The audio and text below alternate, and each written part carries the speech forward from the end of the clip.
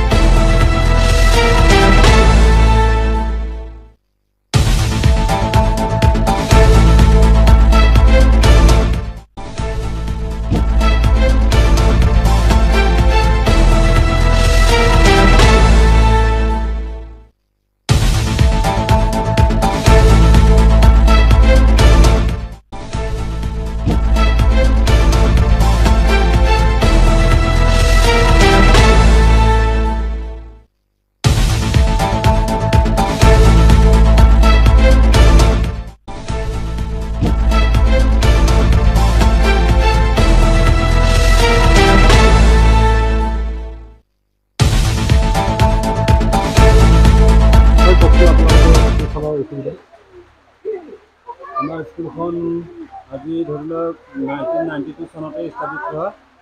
বৰ্তমানলৈকে আমি চৰকাৰৰ পৰা কোনো সা সুবিধা আজিলৈকে পোৱা নাই। এই বিষয়ে আমি দুখিত হয়। এনেকৈ ভঙাচিঙা স্কুলত আমি ধৰি লওক পাঠদান কৰি থাকিবলগীয়া হৈছে। আজি ৰাইজৰতো তেনেকুৱা অৱস্থা ইমান ভাল নহয়, সেইটো কাৰণে ৰাইজেও ভাল বছৰে বনালেও কিমান বনাব হাৰি গৈছে। পাৰাখিনিতো বনাই দি তাৰপিছতো আৰু আজিলৈকে বনাই তেনেকৈ হাৰি যোৱাৰ সিহঁতৰ ভাগৰুৱা নিচিনা হৈ পৰিলে। চৰকাৰৰ ওচৰতো আমি কেইবাবাৰো এনে আপত্তি জনাইছোঁ, তথাপি চৰকাৰে আজিলৈকে কোনো খা খবৰ লোৱা নাই। সেয়েহে মই গাঁওখনৰ স্কুলখনৰ নাম কি? স্কুলখনৰ নামটো হ'ল উত্তৰ মানস্ৰী বড়ো প্ৰাথমিক বিদ্যালয়। গাঁওখন গোজনজুলি গাঁও। আমি দেখি পাইছোঁ যে বহুত বৰষুণ মাজতে আপোনালোকে পাঠদান পঢ়াব লাগে, যেনিবা কি ক'ব? যি অসুবিধা হয় আপোনালোকৰ? আমাৰ পাঠদান কৰাত অসুবিধা হয়। যিমানখিনি আজি 5টাকৈ ক্লাছ আছে, 5টা ক্লাছত আমি পাঠদান কৰোঁতে দুজন শিক্ষকে আমাৰ অলপ অসুবিধা হয়।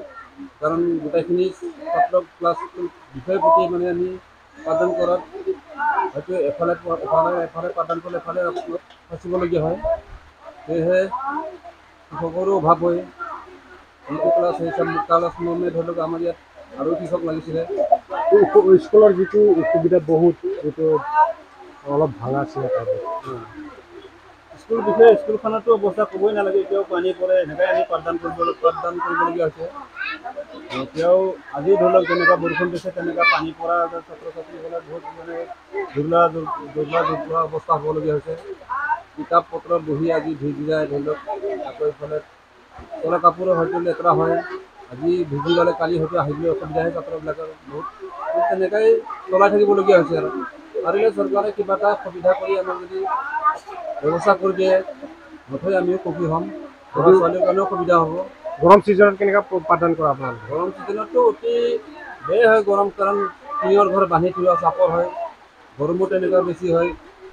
হয়তো গছ গছনি ৰুলেও তেনেকুৱা নতুনকৈ আমি ৰুইছোঁ যদিও হোৱা নাই, গৰু ছাগল তেনেকৈ আৰু মেৰামতি কোনো ফেঞ্চিঙৰ ব্যৱস্থা নাই তাহাঁত বহিবলৈকো, আৰু স্কুলখনতো তেনেই অৱস্থা বেয়া। লোকেল এম এল এক জনাইছিলে নাই আপোনালোকে? লোকেল এম এল এক হয়তো জনাইছিলোঁ, দৰখাস্ত দিছিলোঁ, আগতো দিছোঁ, সিদিনাখনো দিছোঁ মই অলপ আগতে। এতিয়ালৈকে কোনো খবৰ আহি পোৱা নাই, গম পোৱা নাই ধন্যবাদ। হয়, আমি দেখি পাইছোঁ যে আপোনালোকৰ স্কুলখন বহুত অতি বেয়া অৱস্থাত জীৱিত হৈ আছে, কি ক'ব? হয়, আমাৰ স্কুলটো বৰ্তমান বহুতখিনিয়ে বেয়া। যেনিবা বনাই দিয়াটো ভালকৈ বনাই দিব পৰা নাই, টিংখিনি ভাঙা বতাহে উৰুৱাই লৈ যায়, তাকে মানে আকৌ ৰাইজে গোটেই মানে বনাই দিয়ে, পানী পৰি অৱস্থা নোহোৱাই আছে। ল'ৰা ছোৱালী পানীৰ কাৰণে বৰষুণ দিলে মানে বৰ্তমান স্কুল আহিবও নোৱাৰে, পানীৰ কাৰণে ভিজে। বৰষুণ ভিজিলে তেনেও পোৱালীবিলাকৰ অসুখ হয় জানেই, সেইটোৰ কাৰণে মানে কোনোবা নাই বৰষুণ দিয়াৰ দিন হ'লে মানে পোৱালীবিলাক স্কুলত অহা বন্ধ হৈ যায়। গৰম দিনতো বহুত গৰম হয়, বহুত গৰম হ'লেও বহুত গৰম হয় মানে, হাৱাবিলাক ইমান আহিব নাই। চৰকাৰৰ প্ৰতি আপোনাৰ কি আহ্বান থাকিব?